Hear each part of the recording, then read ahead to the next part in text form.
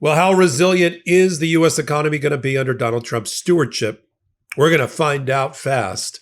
He's already rocked the boat. He almost submerged the boat with his insane tariff war. And now we've got no more taco, no more Trump always chickens out. We've got instead a midnight hour bombing run against Iran to take out their infrastructure related to weapons of mass destruction.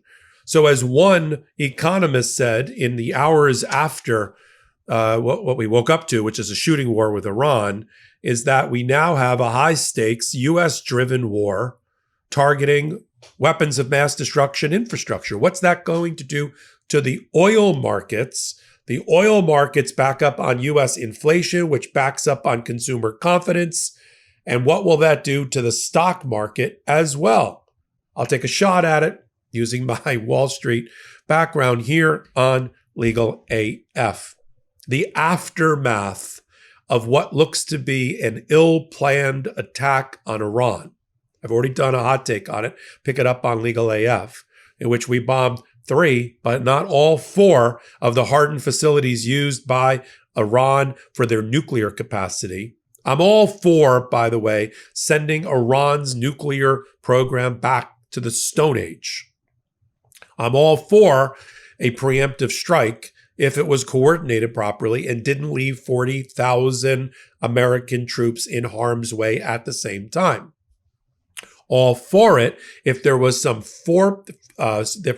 planning about the impact on the American economy, and don't act like a perfectly executed military plan, which I'll give them credit for, to the extent that they dropped 12 bunker buster bombs from 50,000 feet from a B-2 down a tiny little hole to hit the Fordo hardened facility, 23 stories underground. I'll give them complete credit for that. Of course, as you'll see from my prior hot take, they left open the Pickaxe Mountain location, which you can find on the internet, including its coordinates, which is double the depth, potentially, of Fordo. They left that one alone for another time. We're waking up now Monday morning to the economic realities. Firstly, the markets are going to have to wait for a full assessment of what happened on Saturday night. Not because Donald Trump can't even get it straight. Donald Trump and his lapdog, Pete Hegseth, the Pentagon chair chief, said, we've obliterated their nuclear capacity. Not true. How do I know that? Because J.D. Vance didn't say that. He said, we've set them back. General Kane, the head of the Joint Chiefs who executed the plan, said we set them back, not that we obliterated them. Obviously understanding that there may be and likely is another hardened facility double the depth of Fordo at Pickaxe Mountain. But what I am, the perfectly executed military operation doesn't answer the question of how this is going to back up on the American economy, an economy already fragile, already on thin ice because of Donald Trump's other failed economic policies. Have you ever seen an American president who had less understanding of what America wants out of its economy?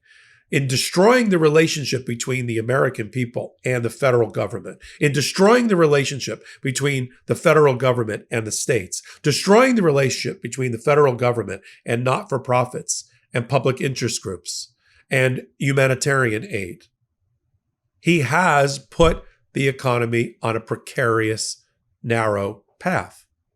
Now, just a couple of days ago, we were talking about Donald Trump being pissed off at Jay Powell, the central banker, the head of the Federal Reserve, because the Open Markets Committee wouldn't lower the interest rates to help Donald Trump by giving a lot of cheap free money to wallpaper over his disastrous economic policy.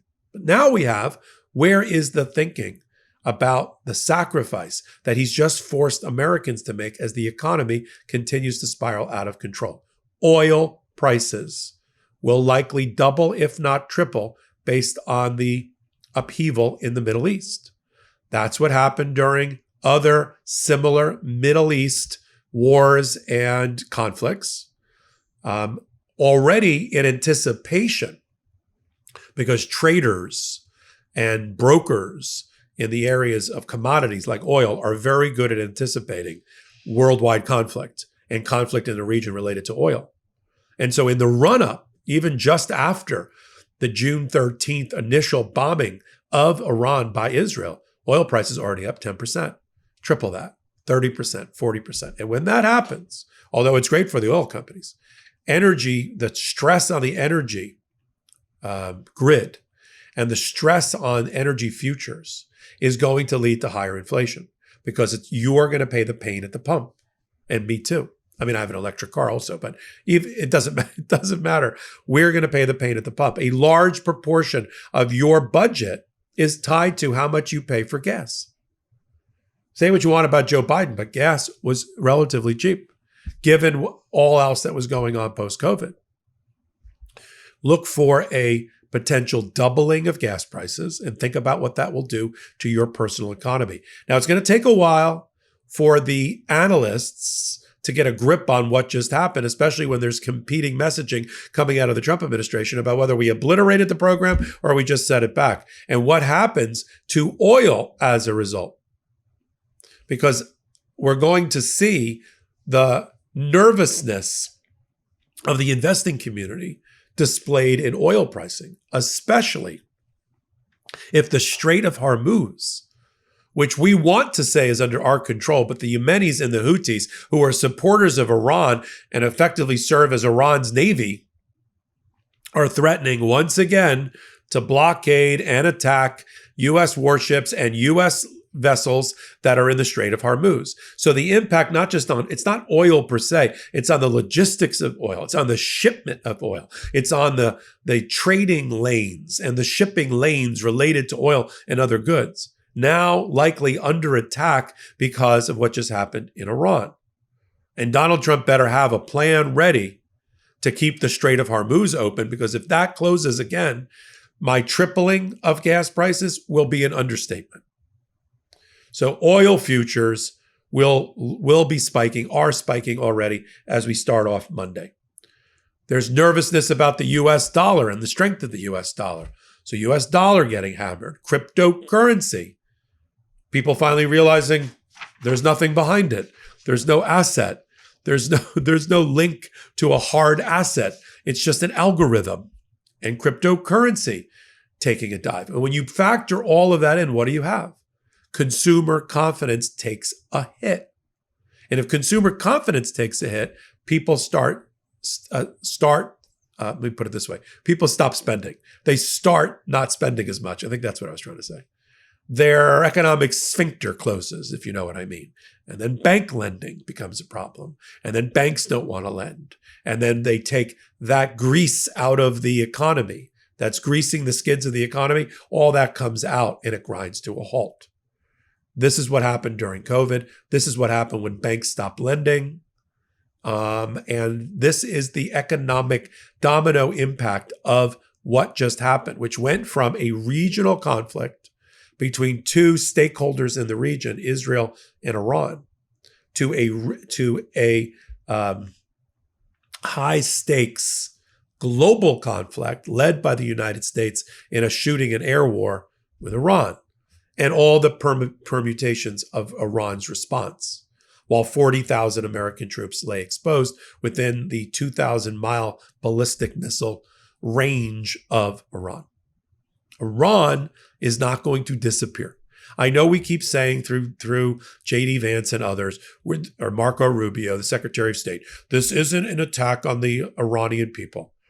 We don't want regime change. Yeah, because if they do regime change like they did Saddam Hussein, the whole thing could blow apart. The whole region could blow apart. We want to keep the country intact. We're not doing human rights. We're just doing nuclear right now. Our opposition is with the enemy's nuclear capacity, and that's what we're focused on. Yeah, that sounds great.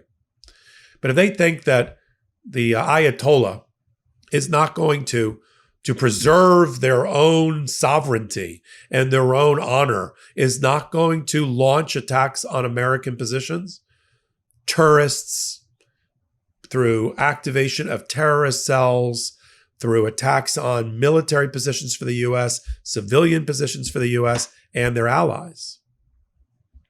That's why right now you don't have a coalition of the willing joining in with Donald Trump. He's out there by himself. NATO is not there with him.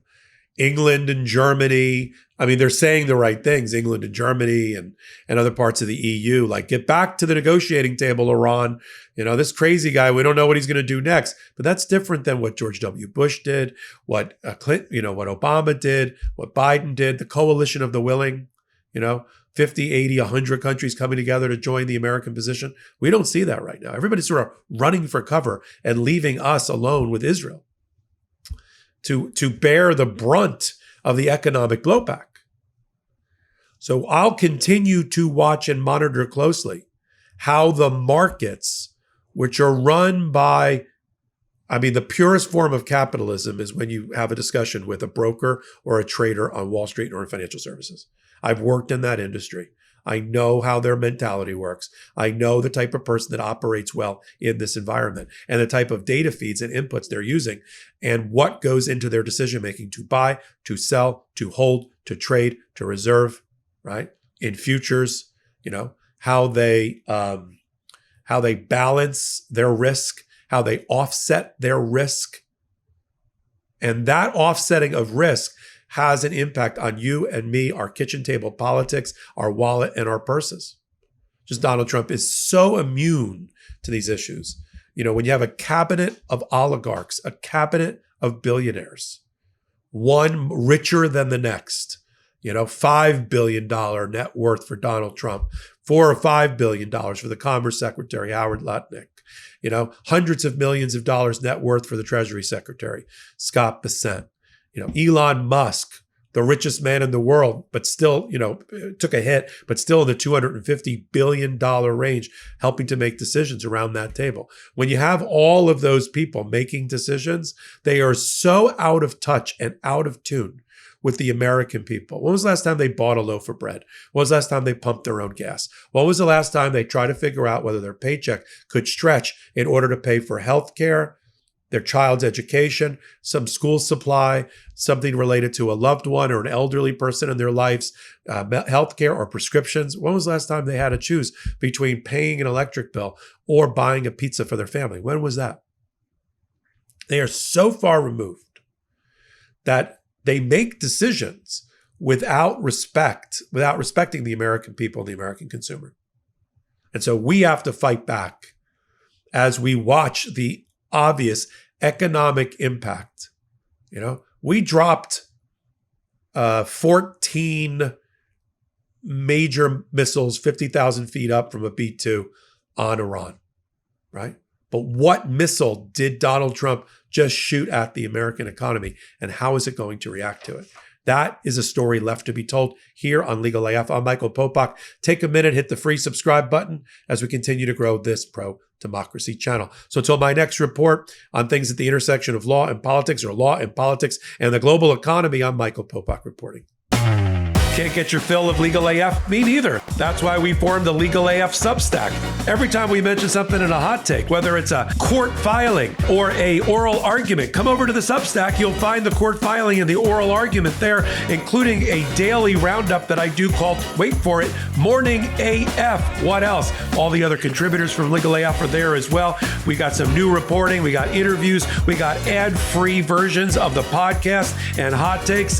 Where? Legal AF on Substack. Come over now to free subscribe.